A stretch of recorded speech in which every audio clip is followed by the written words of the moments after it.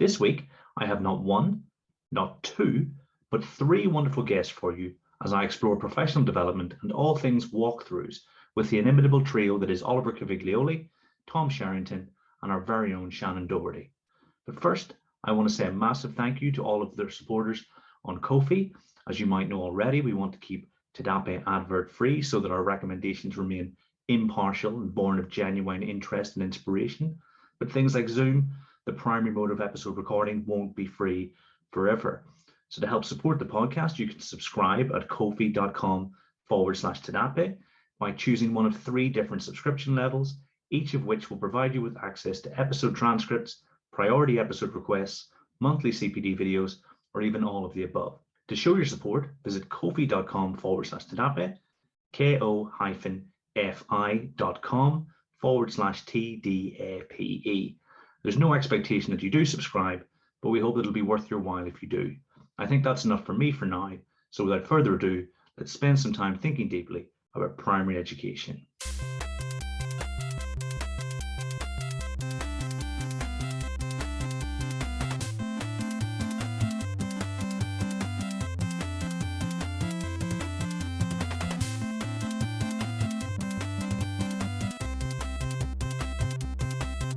So Oliver, Shannen, and Tom, thank you very much for joining me. How's everyone tonight? Wonderful, thank you. Very well, thank you. Yeah, very good. It's good to be here. Lots of the guests and people who listen to Thinking Deeply About Primary Education mention the impact that Walkthrus has had in what is, a relatively short space of time.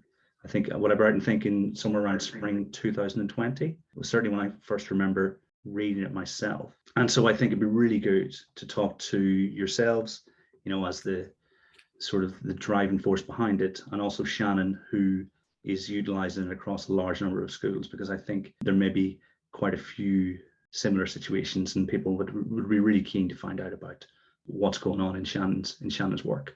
And so I think the best place to start is, where did the idea for Walkthrus come from? Well, that is the question that Oliver answers. Yeah. he was the true originator. I'd done something similar with another company that I owned. It was partially successful, but I'll tell you where the idea came from. I went to Berlin, a 3-day conference called VizThink, and I was the only educator there. There was Silicon Valley, really, it's a wonderful place. And what I noticed, there's this group of people who, especially in Silicon Valley, you're a bit of a strange one if you haven't got a PhD. So all these people, highly intelligent, highly eloquent, and what I discovered from them was that it's so easy to think that you've been understood when people speak, and it's so easy to think you're understanding what someone says. But of course, after all their business meetings, when people go off and then they do the projects, they found out that lack of precision cost them millions of pounds doing the wrong thing. And then I noticed, and then the whole 3-day conference was about how they use visuals to clarify their communication. So I went back and I thought, I'd been frustrated pretty much all my life with CPD. I'd been too honest in my lack of understanding.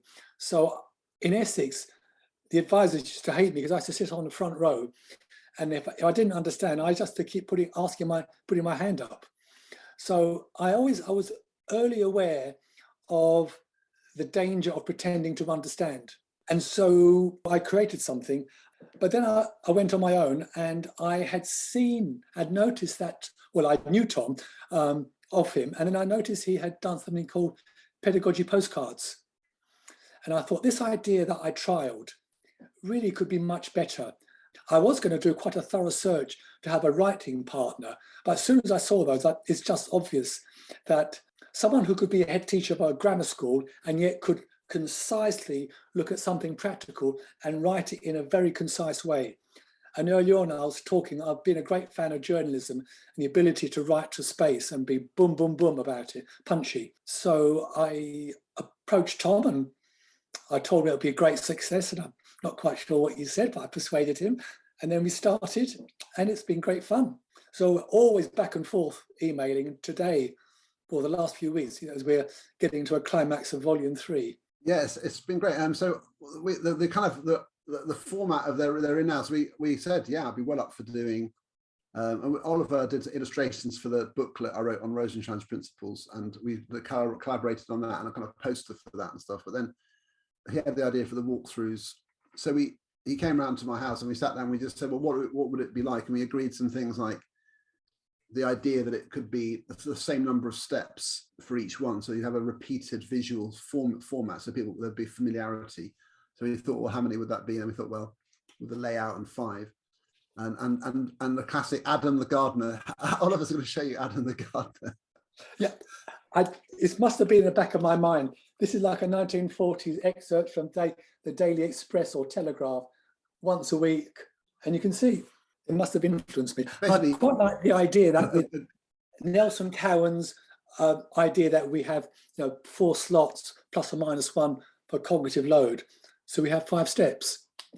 Really neatly ties in with cognitive load. Yeah, so this idea that you would sort of capture, our idea was that the ideas are out there. So, we're well tuned into the community of people sharing ideas, and there are some really strong ones, and there are some, like, whether it's Teach Like a Champion, Remote Rosenshine's principles, and various other sort of set sort of ideas. They're strong and they're repeatable, and everywhere you go, people are talking about them. So we're thinking we've got to get away from this issue of people constantly reinventing and having to kind of re-promote. Let's try to capture a kind of a set of ideas, which to some extent represent, in this sort of period we're in, the main ideas that teachers are discussing. And if we can represent them in a simple way, then you've got a toolkit that people can start using for instructional coaching. So it linked to this idea of the coaching. So we had that. And then we just sat down, like, what would we have in it? And the whole idea of the types of how to organize them in categories. And then we soon felt, literally in a couple of hours, we thought, well, we've got, boy, that's enough. That's enough. So we thought, well, we aren't going to do this in one book. So we thought, well, we'll do it in the series, because then we can give ourselves time to finalize the next one. And then we thought, well, if there's too many, it will become ridiculous. So we sort of, right from the beginning, we planned 3 volumes. So we planned the whole thing from the start that there'd be 3 volumes, yellow, blue, and green. And so we've all along, right from the beginning, knew there would be 3, and that's been quite a nice process. But then the books were the first thing, and then I think soon after that, not immediately, we thought, well, okay, so let's talk about a toolkit to go with it. So slides, videos, resources to help teachers, make it online. And so that was the sort of second wave of activity where we thought we'll make it into a website. Yeah, so working with John Catt, who are our partners in this, at the back end and so on, we set up this whole subscription thing. Yeah, so it's been, honestly, we're blown away. I think we're really close to 2,000 schools have signed up to be subscribers to our resources. And last week we passed the threshold for 100,000 copies of Walkthrus Volume 1. So we just think, oh my God, 90 schools in 34 countries outside the UK. So that, we just can't believe that's true, but it's true. And about 25 of them are Australia, but then it's just mad. So we're really just thinking it's getting big. So we're starting to develop it further and train some people to be trainers and all sorts of things. So it's been an exciting journey. Having reimagined what's possible with the book, you've almost brought the ideas to life. You're talking about the sort of the subscription model, which is, as far as I could tell, an absolute giveaway. You're allowing schools to make meaningful change in their practice, and teachers make meaningful change on quite a scale, and which it almost negates the need for the next question. But I do ask it to everyone who has written a book that I interview. I asked Shannen about 100 ideas and Chris Such about the art and science of primary reading. I suppose it's, why does the world need Walkthrus? There's nothing like it. One that when I did my explanation about people think they understand and people who write think they're being understood, it's still out here. So all ideas are all around here. We just need to capture it. And also, it's written very deliberately for the busy modern professional. So all the time that I've been teaching, it seems to be what's presented to teachers is either like a government thing, the content of which could be about drains or asbestos, or it's early years where we presume that every practitioner has exactly the same aesthetic taste as the children. So it's all early learning, ooh, loads of colour, where you don't teach paediatricians like that. So there seems to be something lacking in something which is modern, punchy, respectful, not dumbing down. It's just that particular level it was missing. I think for me, and this is where now it's there, and I'm almost like a user of my own resource, because I support a lot of schools all the time, and sometimes in a large group. So for example, on Tuesday, I had about 3 Zoom meetings with groups of head teachers in Sheffield, so 5 or 6 at a time, who were starting with walkthroughs. And the fact is that all of them are able to tell me what they're working on. So they would say, oh, we're working on a cluster of questioning techniques. We're talking about cold calling, check for understanding, and say it again better. And we're using the unseen observation process. And everyone knows what that means, like all of that, because it's all defined, the techniques and the processes. And then the brilliant thing that Oliver has brought, so why not just have a book? Why not read a fat, detailed book like Teach Like a Champion, which is, it's a peerless book. It's an incredible book.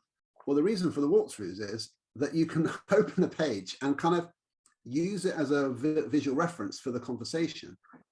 So rather than internalizing a text and going, yeah, we've read it, we both understand it, you just lay it open, and you can keep it there as a visual reminder. So it's not a transient thing. Oliver's brilliantly explains it so well. He sort of, it's there. So I'm looking at it, I'm studying it, I'm going, so see that step there?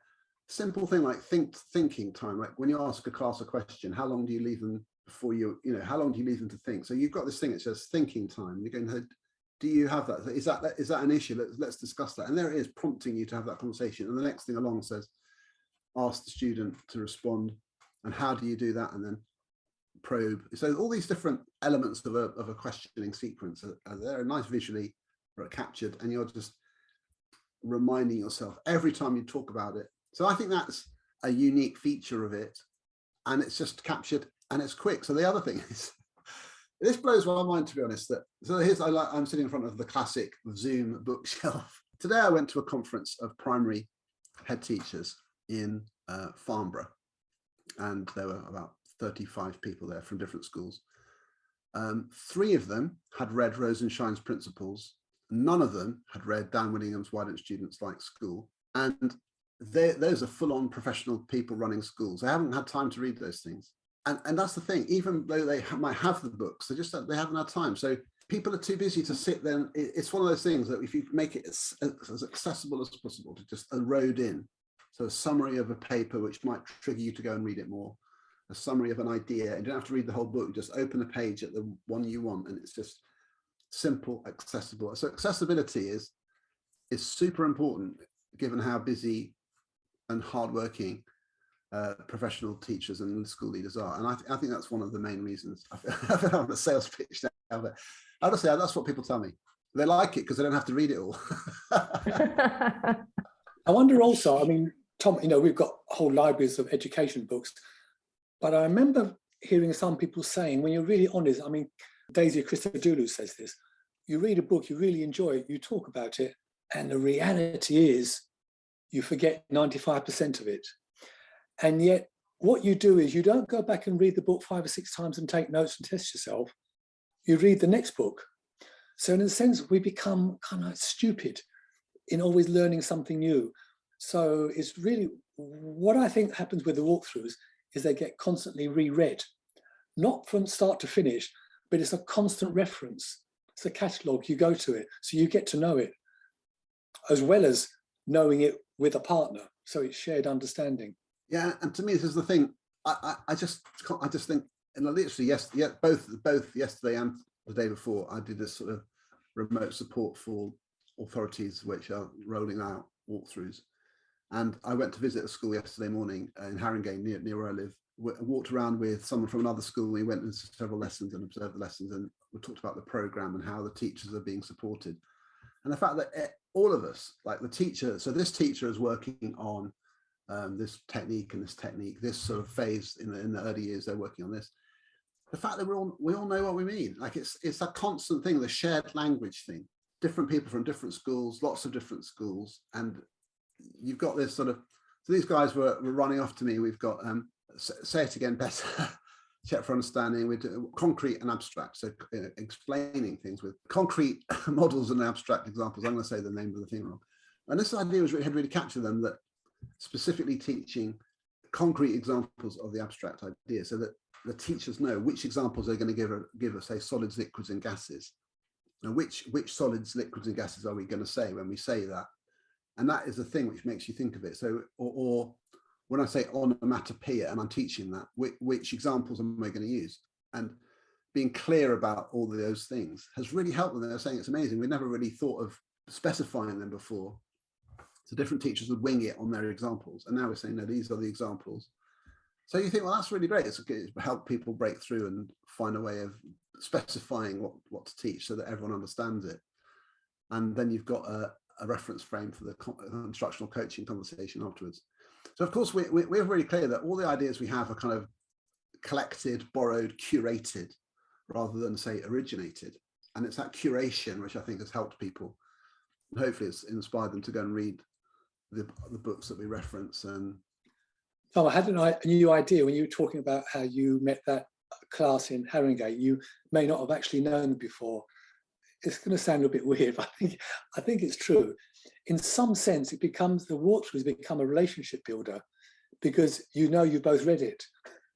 So you're both on the same page immediately. But normally you'd have to have loads of conversations, work out what you read, what you believe and everything. This just gets you talking about the same thing straight away. This is one of the weirdest experiences I have with Walkthrus, is that because I do quite a lot of, I quite like the fact that these days I do lots of training like today, but also lots of practice with schools and visiting and talking to teachers hands-on. And what I love is that I go in and talk to a teacher or a leader who's got to run a team, and we get the Walkthrus book out, and I'll say, so what we've seen is this, and so how will we take that forward? Well, so I open the book up with them and say, so what it says is that bit there, when you've done that, what it's saying is we should think about it. And I'm saying it, like it's not me, and even though I wrote it. So I feel like it's this sort of neutral thing, so it's outside of us, like it's this neutral voice just reminding us of what this strategy could be if we do it really well.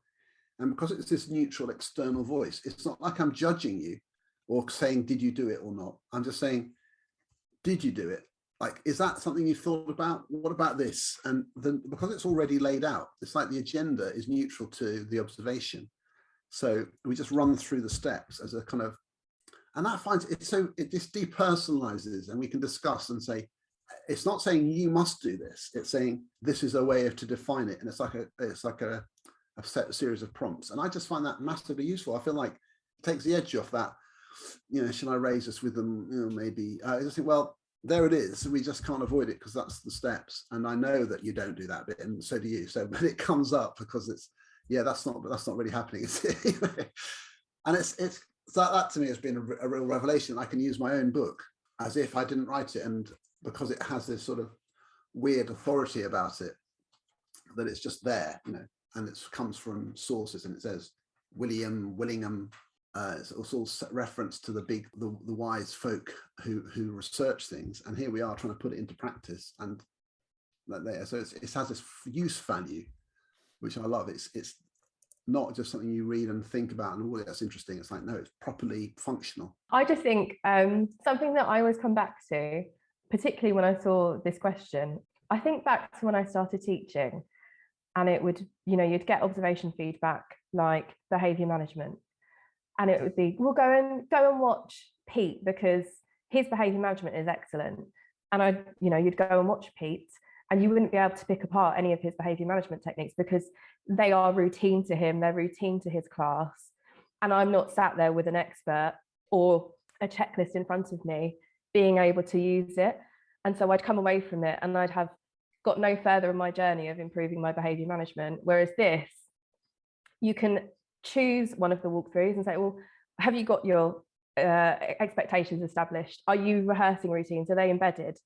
All of those things are great conversations to have with someone who's a novice, with an ECT maybe. And then within that, you've got the checklist as well. And I just think the power of that compared to go and watch so-and-so because their questioning is second to none, but you don't pick it up because you are not an expert. You don't know what you don't know. And the beauty of Walkthrus for me is you empower those people, those early career teachers, those novices, and those mentors to be able to actually unpack what they're trying to develop. It's just wonderful. That's good to hear. You're right, that deconstruction, and it's the weaving the things together, isn't it? So you're sort of deconstructing what someone is doing well. Sometimes they're just doing, it's hard to translate it into your own practice if you can't think of the steps and having that little action step. Just try that bit. Yeah, what you described in Doug Limov's book, Practice Perfect, those 42 rules, he's got a great strategy called Call Your Shots.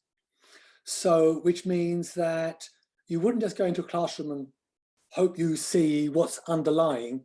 So the teacher who's being observed, not for in terms of a judgment, would say, or someone else would say, here's what to look for. Then you have a framework which filters your perception and shapes your perception so you're able to see it.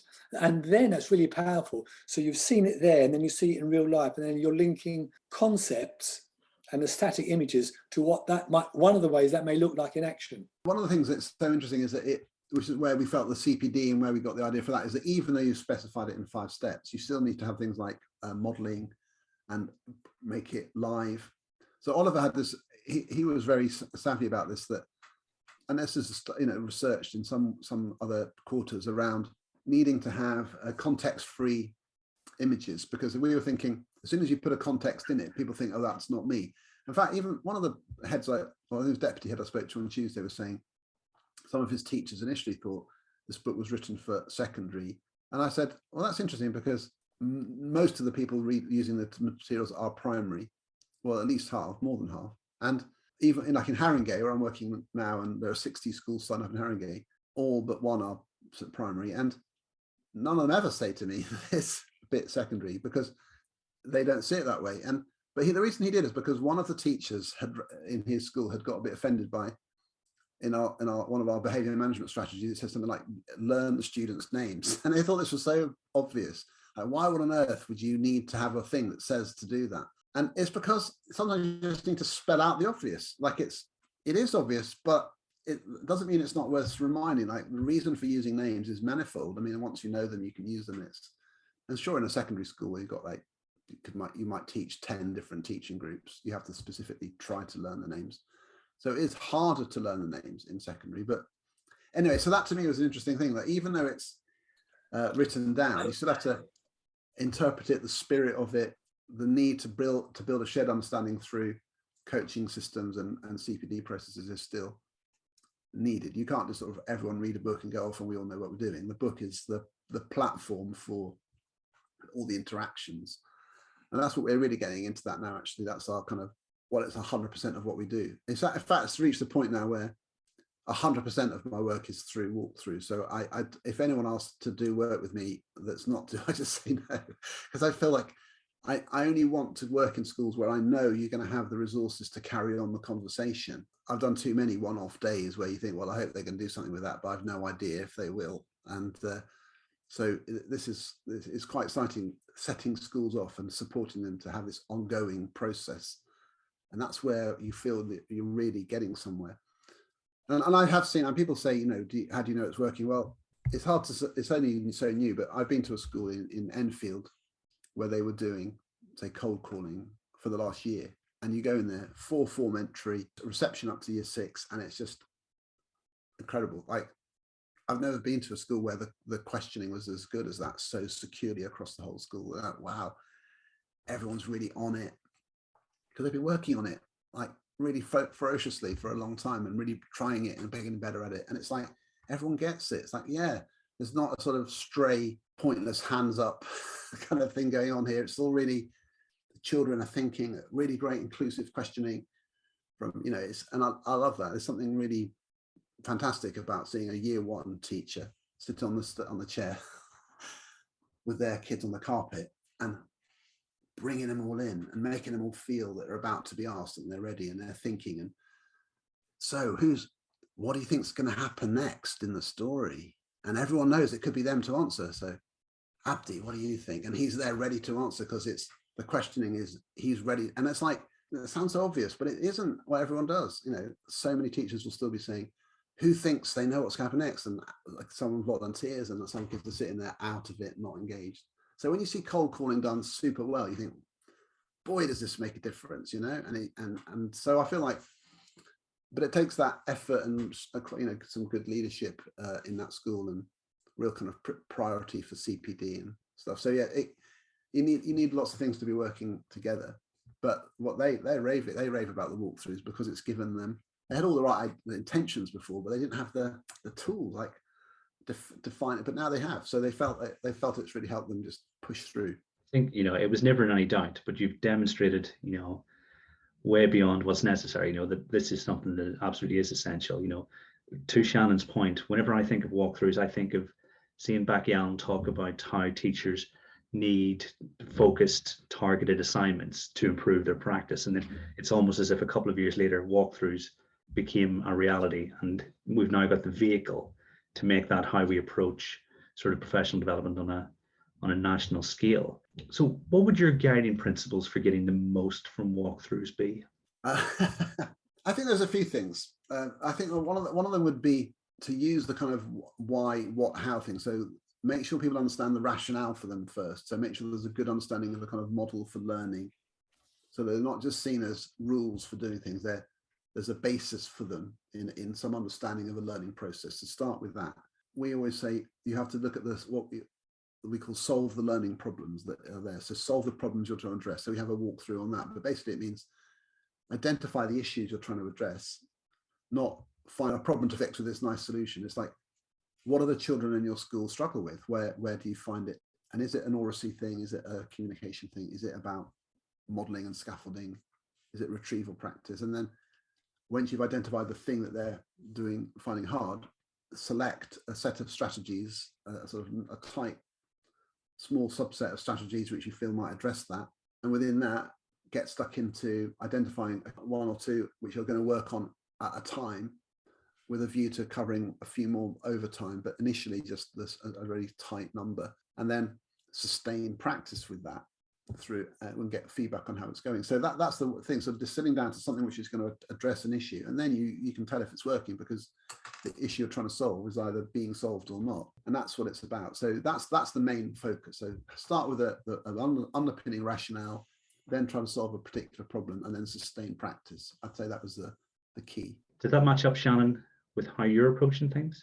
Yeah, pretty much. Obviously, I can go into my plan for you in more depth, but we are very much we're kind of doing an exploratory phase first to get buy-in and explaining all the why before we then sort of go in with quite a structured approach and start instructional coaching.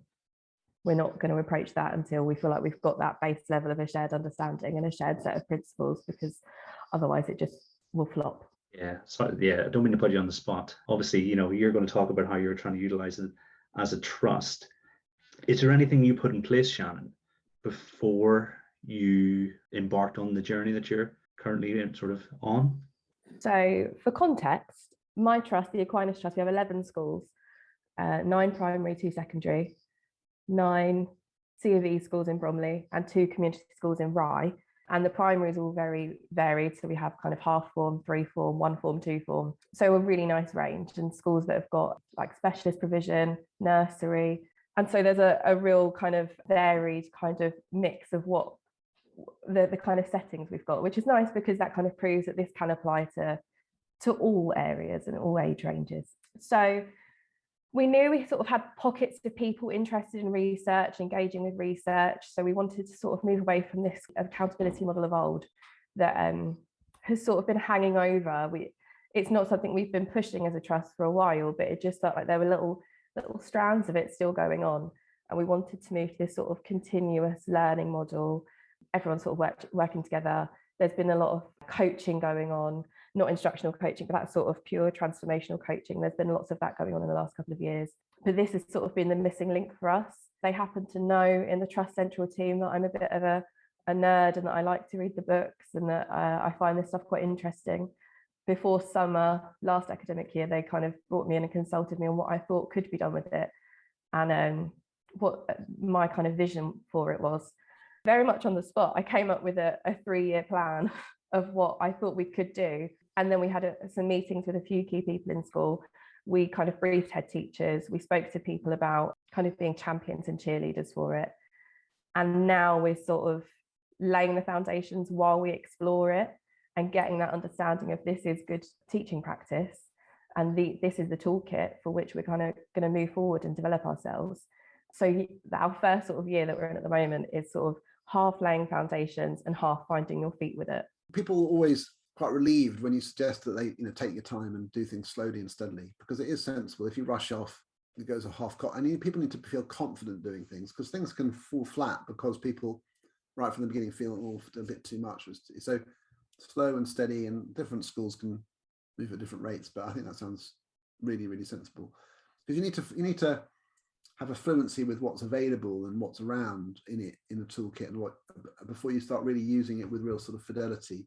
And that exploratory phase is so essential. What I like to say now sounds perhaps a little bit strange, is that, well, first of all, state the obvious, the Walkthrus is not a program. So there can't be any sense that you ought to go fast or slow because that's the speed the program goes on, because there is no program. So early on, Tom and I talked about the fact that in a way, and this isn't consistent with people promoting your own work, there's really nothing special about the Walkthrus, in as much as it's just the utility. Now, we think it's a utility every organisation should have. And then the focus is, just as your conversation just been, your staff, your needs, where you're going. So that's kind of the basis of it. And then the Walkthrus are a tool to feed that. So you decide you create the program, you create the pace, you create everything.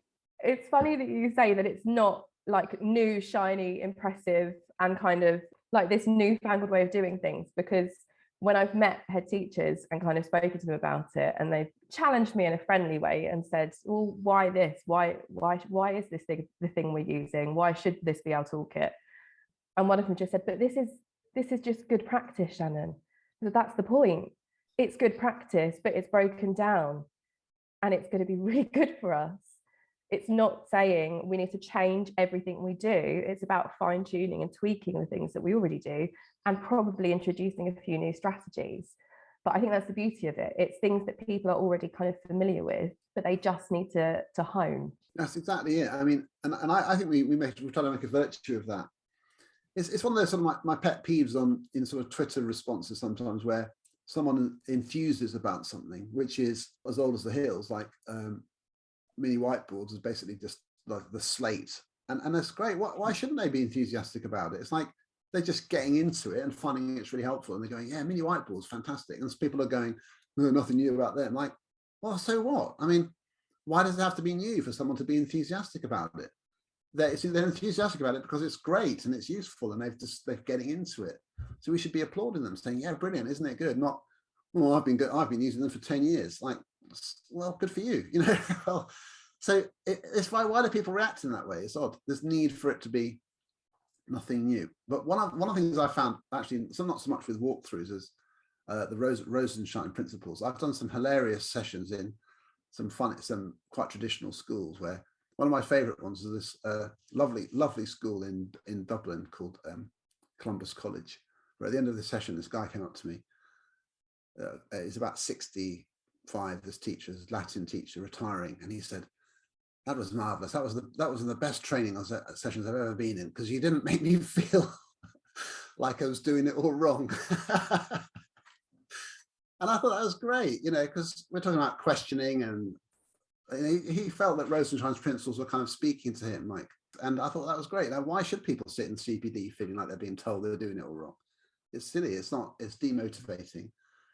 So we have to get the spirit right, where we're saying we're all kind of working on this stuff, but let's see if we can, like you say, hone it. It's a great word for it. Something I wanted to just say here is about the thing you're saying a bit about the, you know, why is it good, or what are we finding? What I'm finding is that in the implementation, we're finding lots of innovation around models of CPD. And I'm finding that fascinating. I'd love this to be really sort of captured in some way and studied, but we're finding, so through necessity, through cutting through the noise of a school day and teachers' availability, people are coming up with some really good models for supporting each other. So, for example, one of the things I'm finding is coming up quite commonly is, say, coaching sort of 2 or 3 people together So rather than thinking I need to do instructional coaching individually and therefore have one-to-ones, which are time expensive, I can coach, say, both year 5 teachers together, and that supports a number of processes. Let's say I teach them, coach them both. I observe them in my walk arounds and I see them, but they also can, with a bit of tag teaching, observe each other or do unseen observation. But when I have the meeting with them, this is what people are saying, like I've seen this in practice a bit, like when I'm coaching 2 people, I say, I'm talking to you, as I'm saying, so that's interesting, what do you think these issues are? And the other person's like the audience to it. And so there's a kind of discipline about the way you're asking the questions.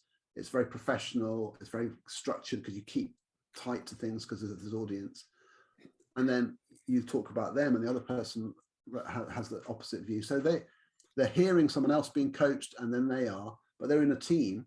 So that when they go off into their office or their classrooms, they kind of carry on the conversation. And they're saying this is really working, you know, so we're moving people on because the collaborative aspect is dovetailed with the individual coaching. So this is to me really interesting. And that I've heard of that a lot of people are finding that is the only way they can do it because they haven't got this capacity to coach each person and things like that. Sometimes they're triads, 3 people working, another person coaching them. The sort of pure instructional coaching idea that everyone has their own coach sometimes just isn't sustained. People just think, oh, how are we ever going to get to that? It seems impossible. But there are other methods, and I think this sort of, and then the frequency of it. Some programs sort of, if you read the Bambrick's Sontoyo book, it kind of makes it feel like everyone's got time to see every teacher every week. Whereas just varying the frequency depending on who you're coaching. So you might have 2 year 4 teachers, and one of them is pretty light touch. You know, you see them maybe every 3 or 4 weeks because they're self-starting, mature, know their stuff, and you're just keeping them sort of rolling. Whereas the other person is new and needs, you know, regular interaction, and you coach them much more intensively because they need it. And that flexing of the approach, rather than saying it's a rigid program and everyone gets their session, these sorts of things, I feel like we're much more confident that's a really useful way of thinking of this toolkit, that it has to be very adaptable and flexible. Otherwise, it's just, you know, people just feel like they're fighting against it rather than it helping them. You know, I'm thinking, Shannen, about the next question about what the plan is, but obviously, because there's no set structure, it might be a bit more difficult than I'd first imagined for you to answer. But in your head, how do you imagine things going? So when I sort of set out this 3-year plan of how we could just make sure that it was embedded and that this became part of our daily practice, I didn't really consider the fact that COVID would still be a factor. And I didn't really think about the busyness of school life. So everything is sort of being shoved along a little bit. So initially I took inspiration from the 5 E's. So engage, explore, evaluate, extend and embed, overarched these sort of 3 years that I've set out in my head. So, you know, I presented to head teachers and every school identified a teacher development lead just to support and make sure there was someone engaged in it in every school. And so this first year, like I said, is very much exploring. We've engaged people, we're getting that buy-in, we're exploring. Schools have identified 2 or 3 walkthroughs that they think that they want to work on. And this is, some schools have just gone, right, this is our school improvement plan. These are the walkthroughs that link to that. That's what we're doing. Some have consulted the teachers and they've sort of had a discussion and voted on which ones they want to work on, which ones they think will be better for them and their practice and kind of improve things for their students. We're very conscious that we don't want to dictate it and that it isn't a program, and we don't want to say, you have to do it this way. This is about how schools make it work for them. Like I said, we have, you know, a half form school that's tiny with a part-time teaching head teacher. So that's going to look very different to one of our secondary schools. And so at the moment, everyone's working on their identified walkthroughs. And interestingly, we've had deliberate vocabulary development and live modelling have been the 2 most popular. And I think schools have chosen them because teachers already have an idea of what they are. They, you know, modelling is something that comes up every time I speak to a teacher development lead as something that every teacher thinks they're doing, but maybe aren't doing it as well, and it's not as clear as it needs to be. And then vocab seems to be a focus in every school. And so that's kind of one that teachers already feel familiar with. They're already kind of comfortable with the concept of it. So going through this sort of process and working on it as a walkthrough doesn't feel as scary to them, I think. And so they've kind of identified ones that they think teachers are going to buy into initially. And schools are moving towards this, like I said earlier, continuous learning model. Some of them have moved away from formal observations. Some of them are kind of still doing that and a bit of a learning walk. And we're trying to get the schools to kind of find the balance that works for them. So some schools are quite religiously doing a weekly kind of walkthrough themed learning walk. And then they're having this collaborative feedback at the start of every staff meeting. Some, like I said, are still doing observations, but are doing learning walks that every member of staff goes on. Some have developed like learning walk forms online where anyone who does a learning walk fills in this form. So then they've got this data to say how it's going, what they've seen. And everyone is coming at it from a really different way, but a really interesting way. Like you said earlier, Tom, schools are finding these quite interesting, innovative ways of making it work, but it is finding our feet and it is just exploring and getting used to it. And then the idea is that eventually teachers will work with their teacher development leads and their kind of head teachers and identify things that they want to work on and be able to take this into their own hands. So that if they are doing instructional coaching and if they do have a one-on-one kind of coaching situation, although as we said, it's difficult to manage that in a school, that they can identify their own needs and that can be linked to their appraisal, which is something that some schools have already done. Some schools have kind of started weaving walkthroughs into their appraisal system. Some are waiting until that's kind of a trust policy. But the main thing for us is that it's not going away. It's not a fad. And so they'll keep seeing it whenever I visit, or we've got a trust inset day that we're really fortunate that Tom has done a video keynote for us. So it keeps popping up again and again. So we're really raising the profile of it. And the kind of main goal of this year is get it on the map, because we've got schools working in really different ways and doing some really amazing professional development, but there's no joined up thinking. So walkthroughs will provide us with that shared understanding and that shared framework and those core principles. So, if you're a teacher in an Aquinas school, this is the professional development offer you're getting, and it's really high class.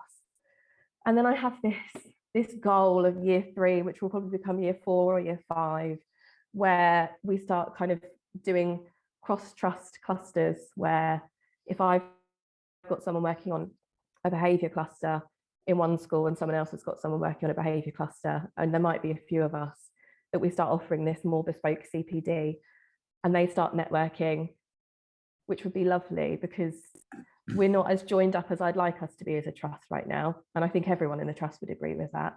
But we want everyone to have bought into it and feel the power of it before we start saying, and now meet up with these teachers from the other schools in the trust and start networking, because we want them to see that it's impactful and that it's having an effect in their day-to-day practice and on the outcomes of the pupils. And then eventually I'd like to think about the offer that we have for support staff as well, and think about how we can make walkthroughs work for them and how can we make sure they're getting a good deal and that they're on the same page as the teachers.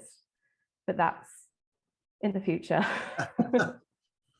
It's interesting if you're thinking about like learning support assistants, teaching assistants. I've done lots of training with those groups.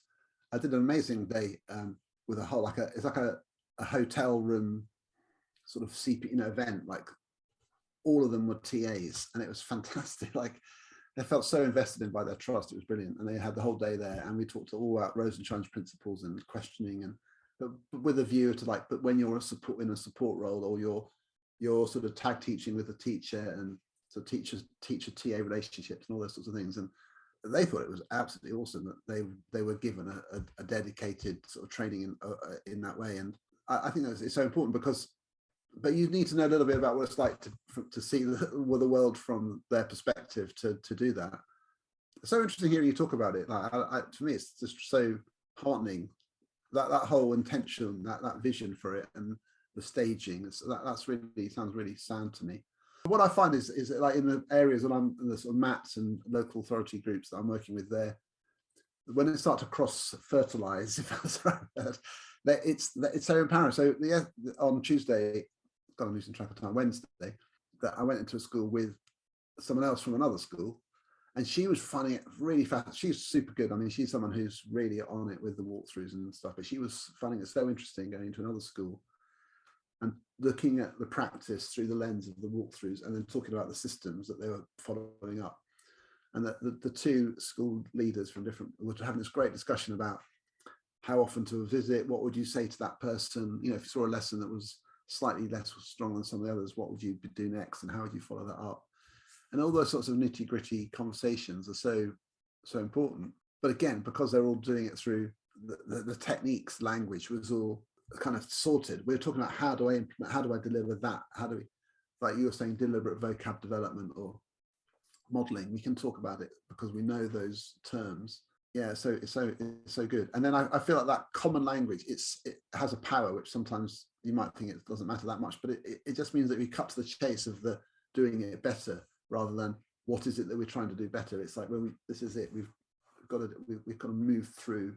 I've just written down as if the walkthroughs have become the Rosetta Stone of pedagogies across the different phases. It's a medium through which they can talk and understand each other. The book 3, I mean, I'm going to say this now, has been heavily influenced by primary practice. So because we feel like there are some areas like early years is particularly special in terms of its difference to the rest of a primary school even. And so we've put some things there around, you know, routines for, you know, rotating activities and play, but also writing, reading, hopefully, and they're written with specialist primary people. So, you know, Sonia Thompson's done a couple on for using Doug Lemov's ideas about reading, accountable independent reading and close reading.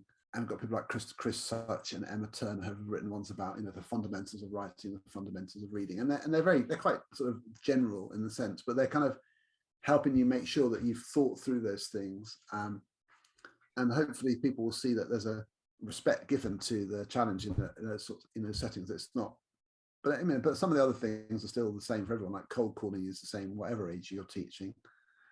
And that to me is really interesting. There's also, I think, an extra one, which I think is a useful one on the handover aspect of modelling. So in our book 1, the modelling is sort of live modelling, how you're standing up and going through worked examples. But this one is more about the I do, we do, you do kind of idea. Like we've got to make sure we're doing lots of we do, like sharing, doing stuff with children so they build confidence before we say, right, now go and do it on your own.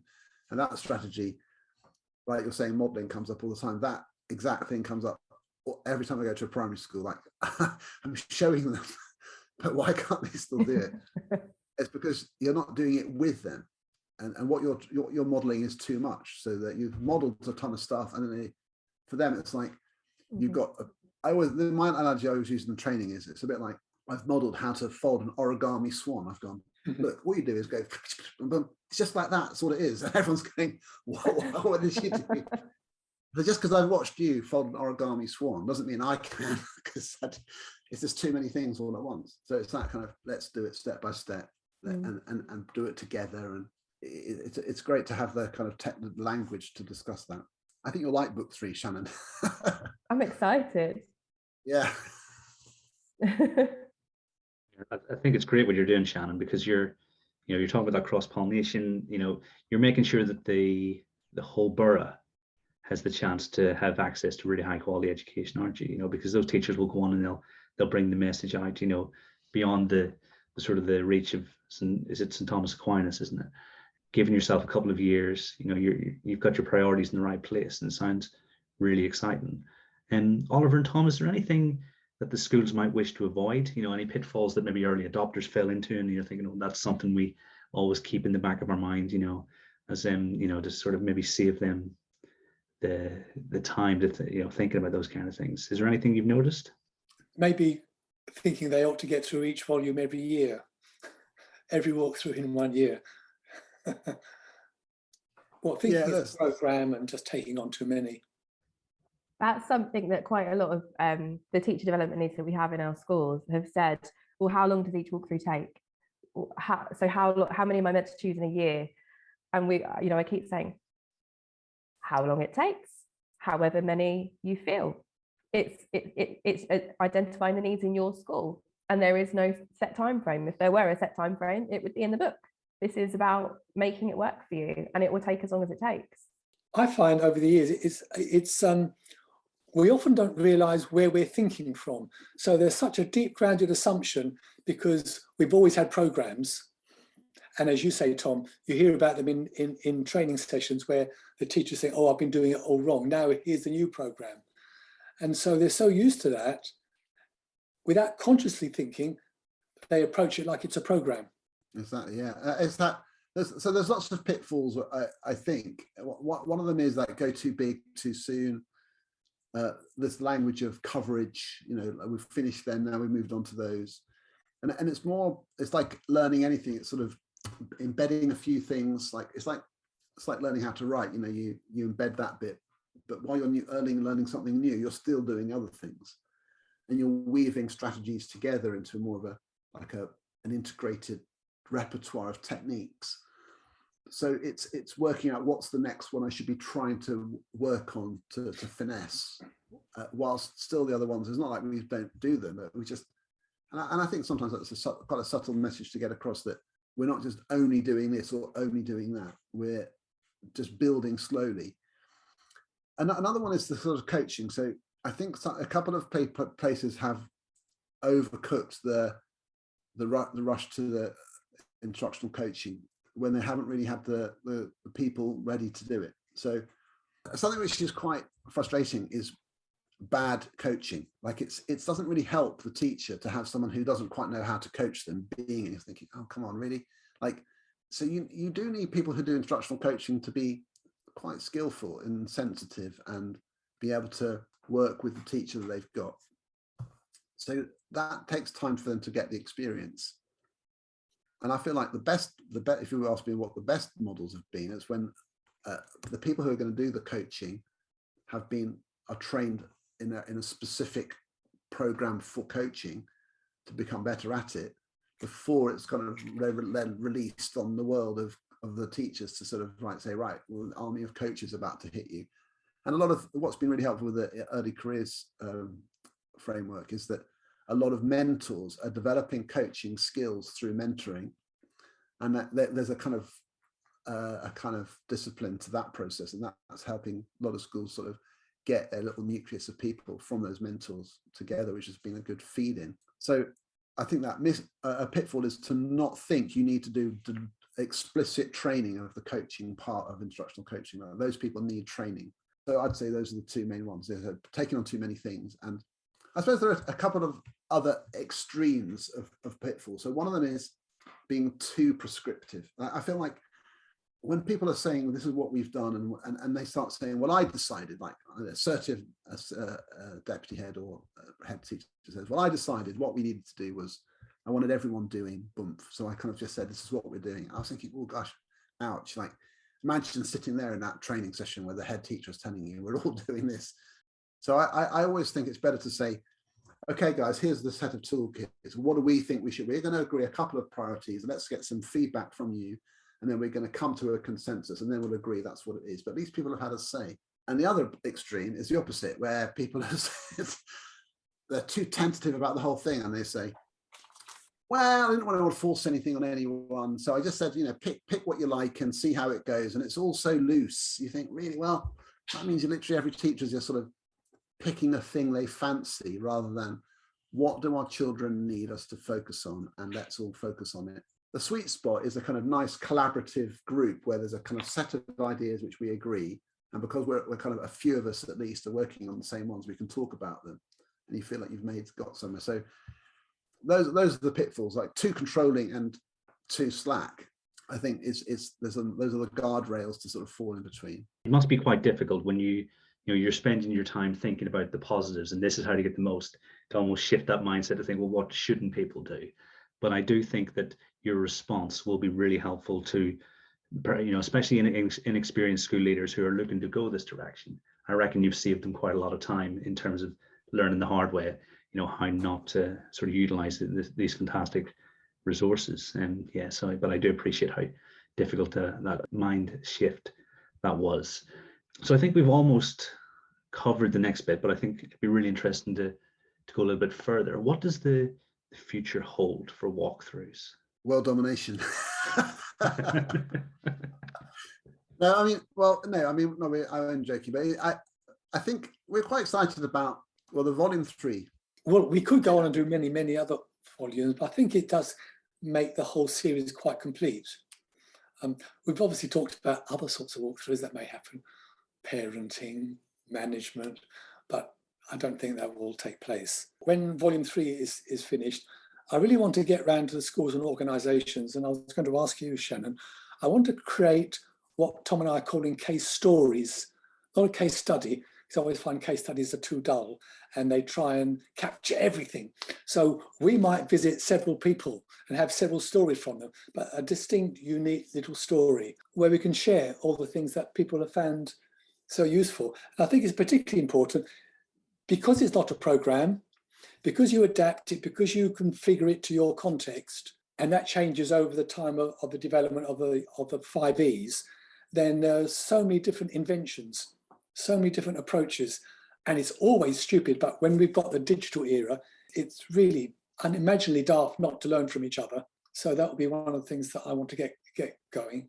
Yeah, I think that's our main focus. So our plan is, so this summer the book 3 will come out, and then we'll replicate all the tools that we've made there. Then our next focus, I'd say, for the year after that is going to be about implementation tools. So a lot of things that we've picked up over the last couple of years are things like nearly everything that happens in a school. Some schools really need guidance with all of it. So for literally everything, like how do I run a CPD meeting? So some like a template. One of the schools I know has developed this lovely template for their CPD session. So one of those, how do I a planning, like a lesson planning thing, just sort of, there's my walkthrough, and there's lots of using online software now, basically Google Docs and various other things like, and we're going to develop some various tools, sort of like structured conversations for the instructional coaching, sort of drop down menu. So, and it's all copyable and configurable. So what we think that Google is fantastic, because rather than it being all sort of locked into a platform which only you can access, we're saying,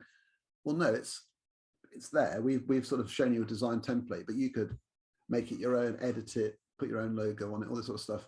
So more tools which will help people use the toolkit. It's amazing how often people say, I can see what I could do, but I just don't know where to start. And so you just that really helping people where to start, really making it straightforward. So we're going to focus quite a lot on the implementation side, having made the toolkit up front. So that's going to be quite interesting. And we're also, you know, there are various, a new type of development for us is slightly larger clusters of schools coming to us, like an association of primary schools in such and such county or area, and networks of schools where we're trying to do some slightly bigger scale implementation. And I'm really interested in that, because we're training some trainers. So we've got a program at the moment. We haven't started it yet, but we've advertised within the Walkthrus world, and we have a deadline coming, and we've already had lots of applicants to be trainers. And so we're going to be training some people to be Walkthrus trainers, so they can go into schools and do some of the stuff we do. And that's going to be useful. So we're going to have this sort of mini army of people who can be sort of semi-autonomous in the way they deploy themselves, but they would have been trained by us in how to be a Walkthrus trainer. And I think that's important, because you just need more capacity of people who got some expertise and helping other people to do it. So that's the next development. It's all about the implementation. In terms of kind of that, I mean, there's a part of it which is to do with just getting, you know, more people to be involved in it. But I feel like I'm quite looking forward to not having to think, hey, what's the next book to write? Because I think already 3 is enough, and there's plenty, and there's more that it lasts people for years and years. And I'm so interested in sort of intellectually kind of about this whole issue of people, professional development. And I feel like there's a lot of research and theory about CPD, but I love being at the implementation end. So I'm really interested in looking at coaching systems and how they get sustained, and just sort of studying how easy or difficult it is for schools of different sustained focus over time, and different models of instructional coaching and that sort of stuff. So that's my kind of interest really going ahead, is getting it to change teachers' habits. It's such a long road from reading a book to teaching really better over time, to the point where children learn more as a result. And that has to be the end goal. So we've really got to keep finessing it, putting the right levers with people's practice to make sure that's what's happening.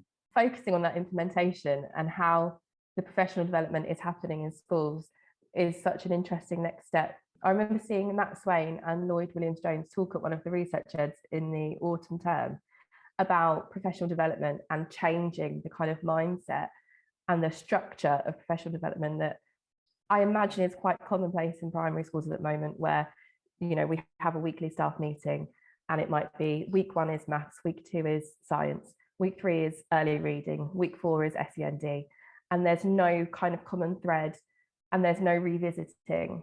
And they sort of kind of turned it on its head and said, well, instead of that, you know, really focus on cold calling if that's what you're focusing on, and keep on building on it.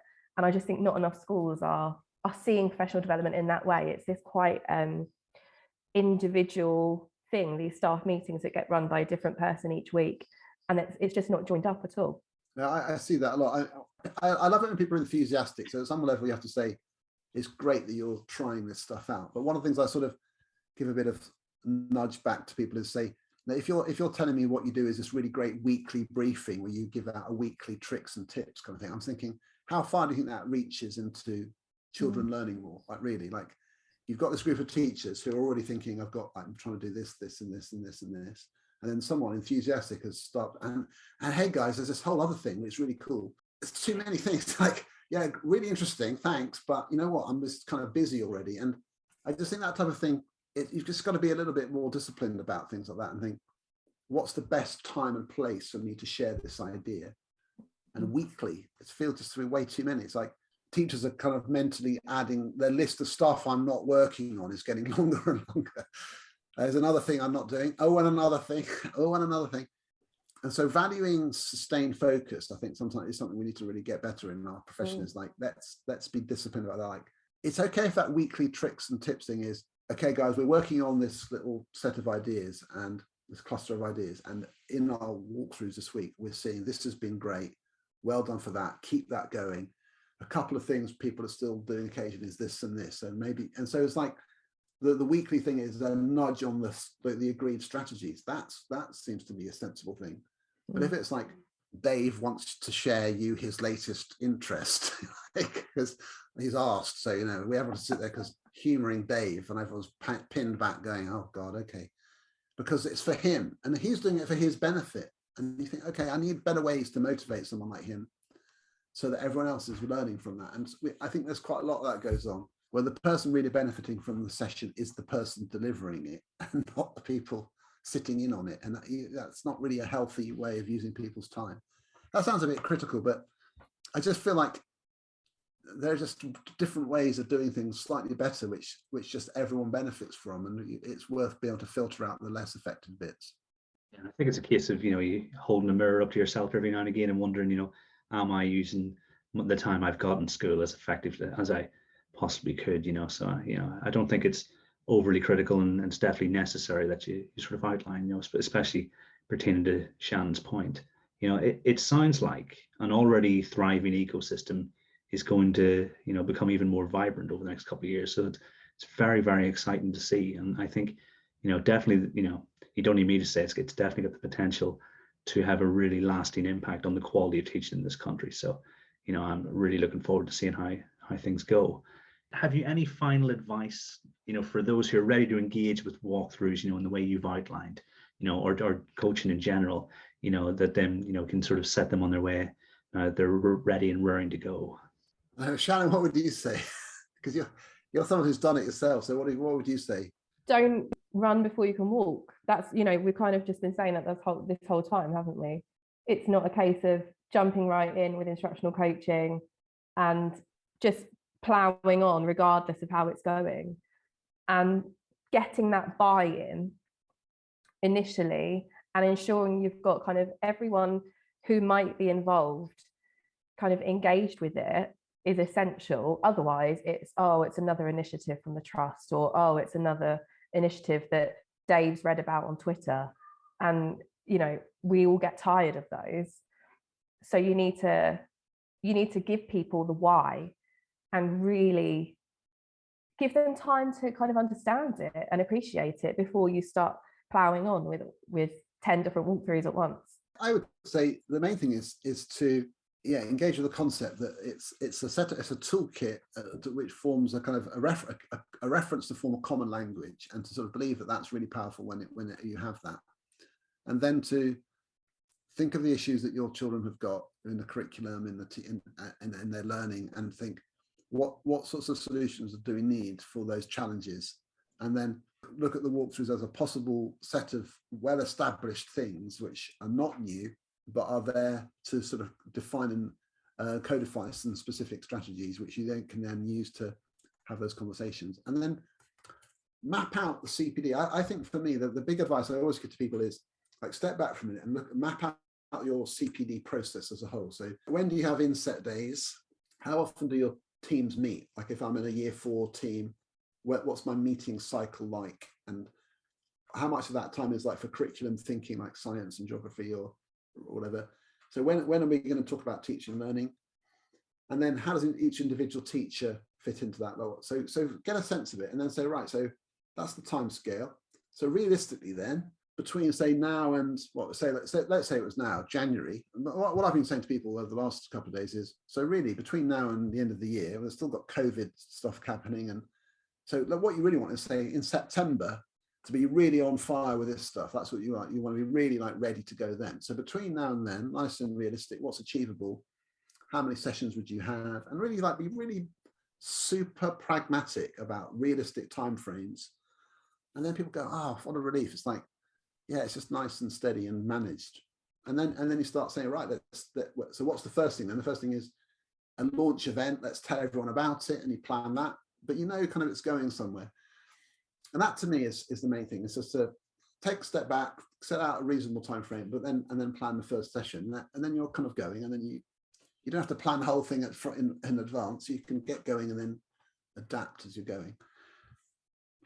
And the other thing is make it accessible. So make sure you haven't created bottlenecks. Sometimes I still find that you go to a school and the person who receives it all has got it, and they say things like, oh, I don't want to overload people because they're busy. And you're thinking, well, let them choose, so let them have access to it and give them all the materials, and say, as and when you're ready, read them, but at least they're there when they're ready. So sometimes people are a bit too gatekeepy about this stuff, I find. Let it loose so that people can organically find it when they're keen, when they've got a spare moment, rather than you feeling you're controlling their lives for them by not letting them have access to things.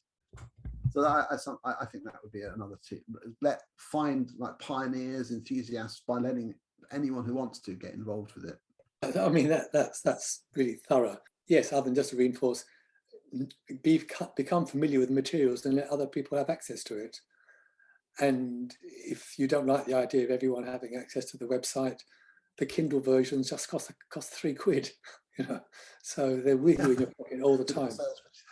You know what I really, really find just, to me, I just sit back and I just love it. I just think it's so great when you meet someone, or like Shannen, and someone who's like doing the job and they're really into it, and they know it inside out. They've got a knowledge, and I do feel like it's good to get someone like that. And Jim Knight, who writes all these instructional coaching books that we refer to, he uses this great analogy of he talked about this in a podcast with Ollie Lovell about the wine waiter, the sommelier, and he uses this great analogy where when you're a wine waiter, the customers are the ones who are going to drink the wine. So they need to choose it. It's their wine, but they don't know what's available, and they don't know even what's possible on the list. So your job is to know it well, but you're not controlling their choice. You're supporting them making the choice. I think that's such a powerful thing, but you need to have the knowledge. So you there go and say, yeah, that's interesting. So you're interested in this and this. So maybe this would help, or maybe this would help. Maybe this might be interesting to you. And you're so getting into the materials and the techniques, so you know the kind of what's available, is helpful, so that you can be more sharp with the guidance that the teachers are going to make. So to me, that was a neat little analogy for instructional coaching playbooks. He calls them instructional coaching playbooks, but that general idea is what a Walkthrus book is, delivering in practice. So I really like what Jim Knight says there. Yeah, it's the perfect analogy, and I think perfect way to round everything off tonight. All the set says, thank you so much for joining. I absolutely know that everyone listening will find it immensely valuable, so a massive thank you very much. Thank you. Thank you. Thank you.